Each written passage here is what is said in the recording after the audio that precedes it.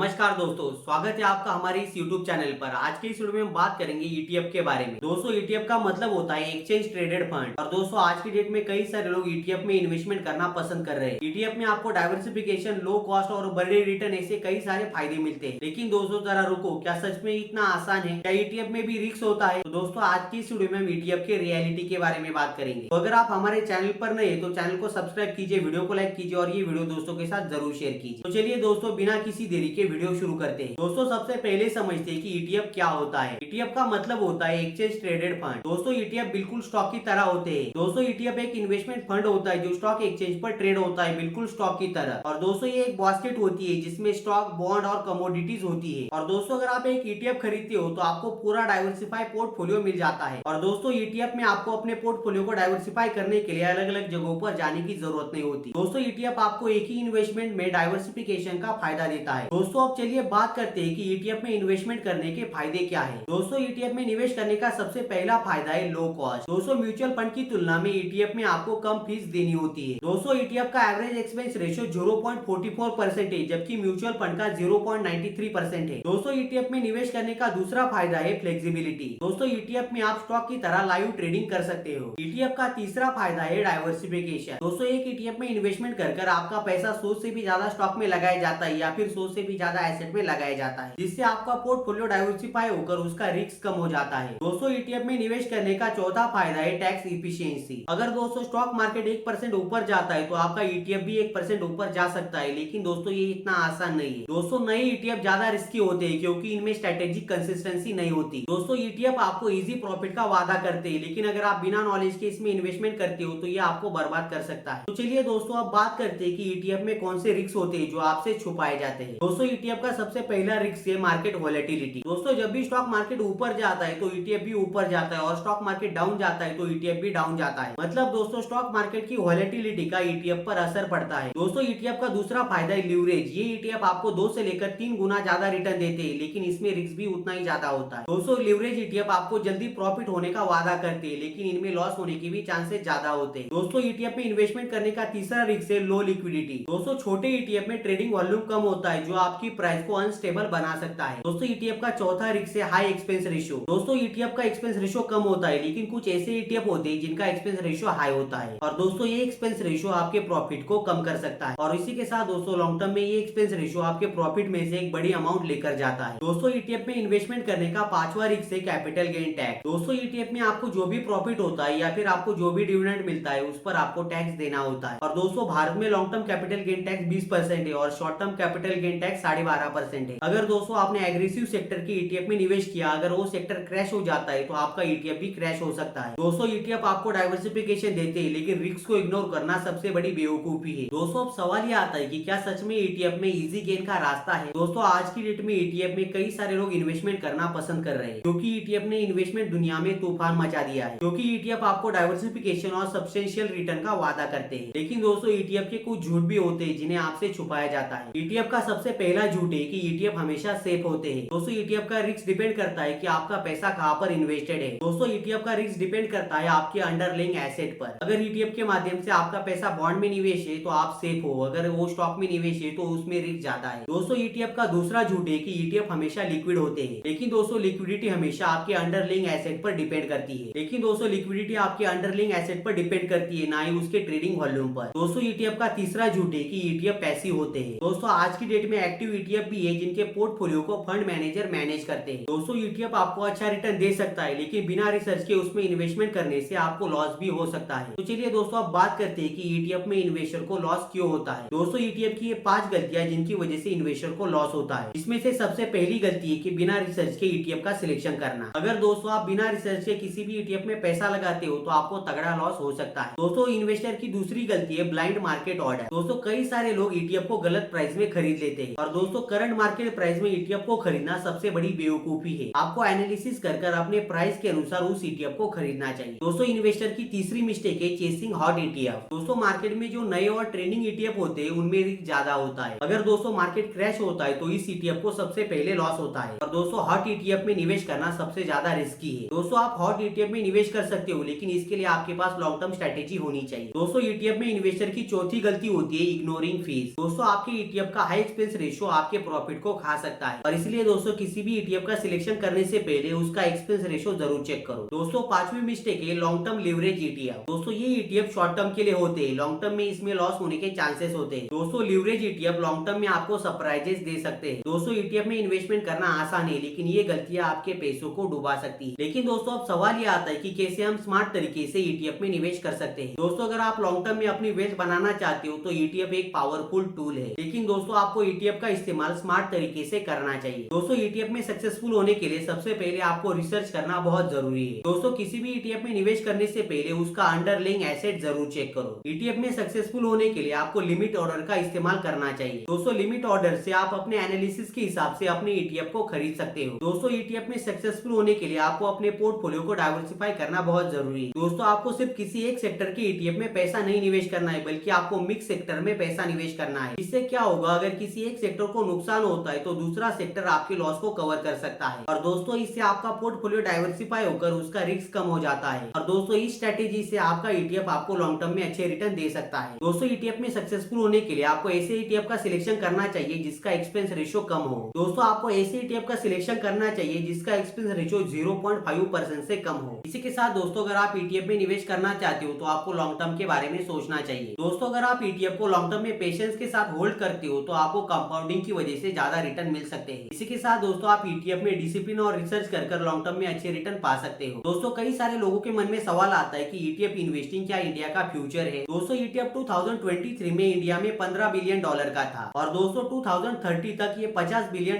का बन सकता है। इसी के साथ दोस्तों मार्केट में ऐसे कई सारे ईटीएफ है जिन्होंने 10 से लेकर 12% का रिटर्न दिया है। और इसी के साथ दोस्तों आप ईटीएफ के माध्यम से गोल्ड और डेब्ट में भी निवेश कर सकते हो। और दोस्तों एक रिपोर्ट के अनुसार भारत के यंग इन्वेस्टर लो फीस की वजह से ईटीएफ में इन्वेस्टमेंट करना पसंद कर रहे हैं। दोस्तों ईटीएफ में निवेश करने का सबसे बड़ा चैलेंज ये है कि लोगों को अवेयरनेस की कमी है। दोस्तों ईटीएफ में निवेश करने का सबसे पहला चैलेंज ये है कि लोगों में अवेयरनेस की कमी है। इंडिया में 70% रिटेल इन्वेस्टर ईटीएफ को नहीं समझते। और दोस्तों दूसरा चैलेंज ये है कि स्मॉल कैप ईटीएफ में हाई वॉलेटिलिटी होती है। दोस्तों इससे बचने के लिए आपको अपने फाइनेंशियल नॉलेज को बढ़ाना होगा। इसी के साथ आपको ऐसी ईटीएफ का सिलेक्शन करना चाहिए जिन्हें सेबी रेगुलेट करता हो। और दोस्तों आप एसआईपी के माध्यम से काफी कम अमाउंट में ईटीएफ में निवेश कर सकते हो। दोस्तों ईटीएफ इंडिया में गेम चेंजर है, लेकिन बिना नॉलेज के और बिना रिसर्च के इसमें इन्वेस्टमेंट करना आपके पैसों को बर्बाद कर सकता है। दोस्तों आज के इस वीडियो में हमने ईटीएफ की सच्चाई के बारे में बात की, कैसे ईटीएफ का इजी गेन आपको रिस्क में डाल सकता है। तो दोस्तों आप क्या सोचते हो, आप ईटीएफ में इन्वेस्टमेंट करोगे या नहीं, कमेंट सेक्शन में जरूर बताइए। आई होप दोस्तों आपको ये इन्फॉर्मेशन पसंद आई होगी। आपको ये वीडियो कैसा लगा कमेंट सेक्शन में जरूर बताइए। अगर दोस्तों आपको इन्फॉर्मेशन पसंद आए तो वीडियो को लाइक कीजिए, चैनल को सब्सक्राइब कीजिए और ये वीडियो दोस्तों के साथ जरूर शेयर कीजिए। तो चलिए दोस्तों मिलते हैं नए किसी इन्फॉर्मेटिव वीडियो में, तब तक के लिए जय हिंद,